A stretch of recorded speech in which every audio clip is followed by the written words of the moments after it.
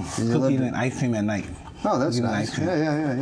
Really? Where you from? Los Angeles. They got big juvenile facilities there.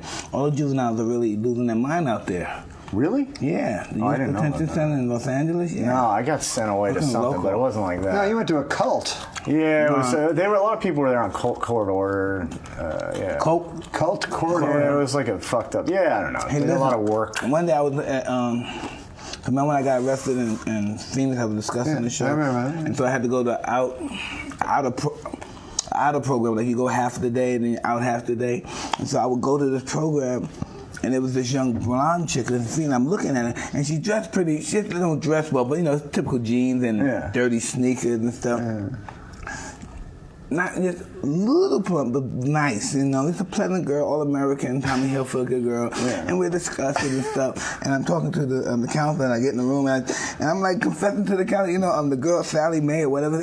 So yeah, nice. Like, she's very attractive, right? I said, yeah, I think she's a very nice. He said, why? You want to dominate her, don't you? The counselor told me. I said, wait, where's this coming at? He said, yeah, you want to dominate her, don't you? He said, well, all right, that's okay, but I think I'll introduce you to her. You know what I mean? She comes from a very elite head.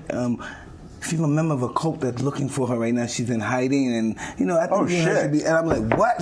You would never think. Yeah. And then the next day, he has her do her dissertation, and she's talking about her life, and she's telling about this thing, and the people having sex. I'm like, whoa. In the cult. Yeah, and then he's telling me, and I know he said that just so I could figure out what I'm getting myself everything. So everything, what looks good is not necessarily good, because I thought that was a really nice score. And then when this guy started telling me this stuff, and he had her do her little dissertation about who she is and where she came from, I'm like, holy Dick wasn't hard after that. Not at all.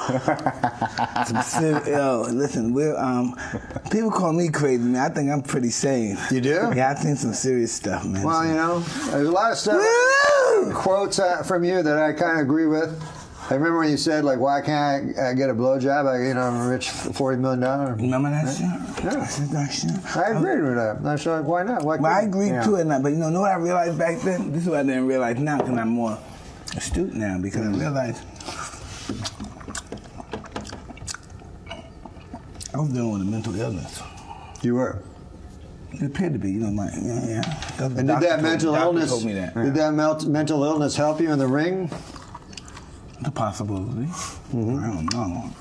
You seem to have a lot of forgiveness when I see you. Because I watched your trial with Desiree Washington. I thought you were innocent. I thought you were not guilty. I thought you were taken out of boxing, the same as Ali, for 5 years or 6 years, whatever it was, in your prime, and you had those years stolen from you on an obvious case of non-rape. I like that. That sounds good. But you seem to have forgiveness in your heart, though, for that whole incident. No. Is that true or not? I appear to have forgiveness, yeah. You do? It appears to be that way. Is that God? Common sense.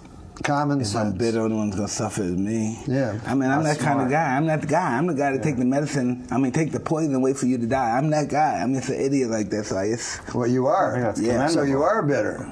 No, I'm not bitter. No, you can be bitter. You said you take the poison. I'm that kind of guy. That you could do that. Yeah, very easily.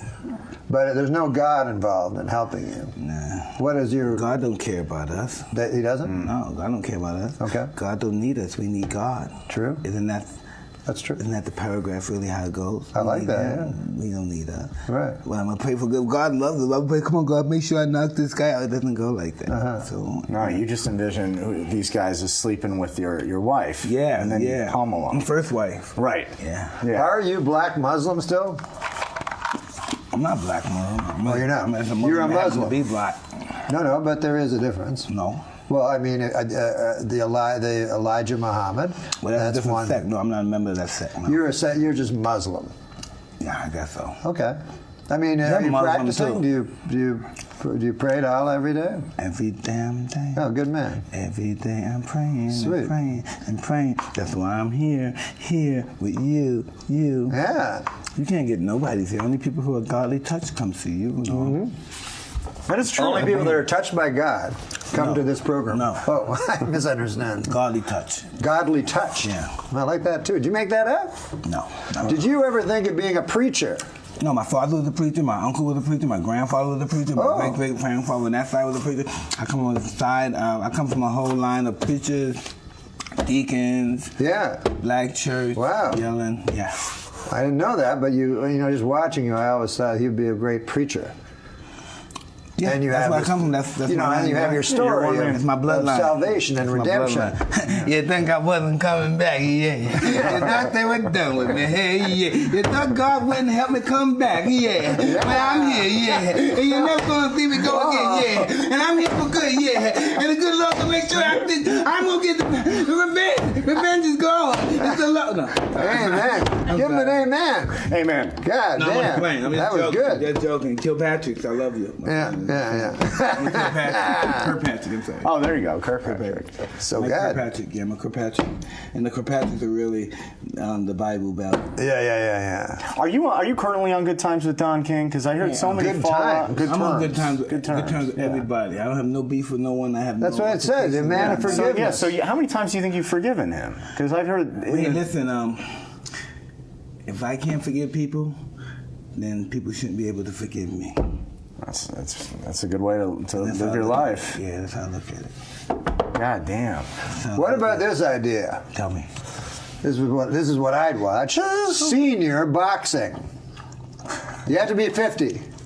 How old are you, sir? 50. That'd be perfect. So here you are. It's you. I don't want to do that shit no more. But do you think you could? No, man. No fucking way. You couldn't do it. No. You couldn't beat up another 50-year-old. No, Norman. You'd lose. Yeah. Now, you've never had a gambling problem that I've heard of? Life on life. I gamble on life. You gamble on life? Yeah. What does that mean? Oh man, I'm a life gambler, baby. Well, what does that mean? When's the last time you gambled on life? Like, I don't know, doing the show. This show, something. Doing everything. Yeah. You're just going for it. You just wouldn't expect. Now I'm being truly serious. I'm not being goofy now. Sure. You would never think of a guy who, like I was explaining in that show, where I was, $400 million, big time guy, super arrogant, megalomania, boom, loosh. And just see me doing this, it's a total different spectrum of my whole existence, my whole barometer. And I'm just smiling at people. Yeah. What about the history of I know you're a historian of boxing. Did you relate to the tough guy? Did you relate to Sonny Liston? Yeah, like one that whole image, like Dempsey, the whole image, the foreman, the tough, mean guy. Sure. Because I was from the history of that. It's the whole history of that the scary guy, the Jeffrey, the John L. Sullivan, those kind of guys. I didn't know John L. Sullivan he was was a a scary tough guy. guy too. Yeah, all these scary guys. Well, if you go into a place and say I could the lick first any son champion of a bitch of in the the world. house. If you John go L. into Sullivan. a bar and say I could lick any son of a bitch in the house, that's a tough guy. Okay, that's a guy That's looking what for John L. trouble. Sullivan Yeah, that's said. what he would do. So Son of a gun. That whole scenario, the tough guy. The reason why I took on that scenario, that I realized that the psychology of the percentages of losing was low. Those guys' percentages, because mostly when those guys lost, it was their first loss. That's true. When those guys lost in the middle of the career, whatever in their career, it was their first loss. Right. Exactly like you. Yeah, very few of those guys.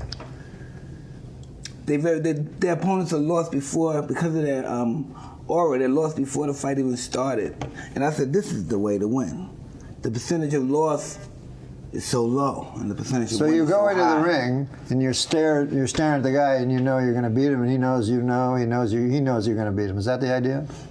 Yeah, what I've learned about human beings, that we are pretty much timid people and God-fearing, and we are intimidated.